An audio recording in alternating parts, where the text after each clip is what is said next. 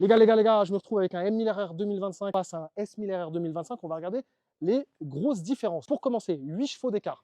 218 chevaux pour la M1000RR, 210 pour la S1000RR. 8 chevaux sur même pas 200 kg, c'est énorme. Vous avez 4 kg de différence. On est à 198 sur la S1000RR, 194 sur le M1000RR.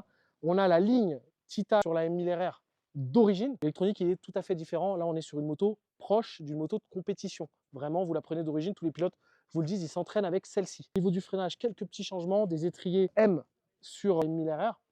En termes d'amortisseurs, il y a une grosse différence. Ici, on est sur des amortisseurs qui sont pilotés, donc qui vont se régler automatiquement en fonction de la route et de votre pilotage, etc.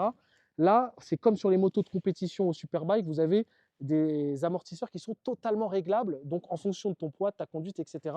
Donc c'est largement différent. On a donc des ailerons qui sont différents, qui sont travaillés différemment sur la M1000RR, donc elles ne sont pas pareilles au niveau de l'aspect esthétique, vous le voyez sur l'avant.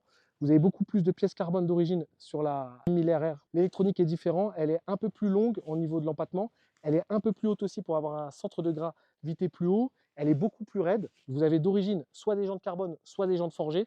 Voilà, sur la S1000RR, à 21 000 € de prix de départ, vous avez des jantes en alu classique, et sur la version blanche, il y a le Pacem directement d'origine, et là vous avez donc le choix entre jantes forgées ou jantes carbone. Vous avez des pièces siglées M là que vous voyez fraisées, des pièces en carbone ici à l'arrière avec différents réglages. On est sur une moto prix de départ 21 000 € pour la S1000RR 2025, 37 000 pour la version M1000RR 2025. Comme je vous l'ai dit, ne sont pas bons qu'à boire de la bière, ils nous ont sorti de très bonnes motos.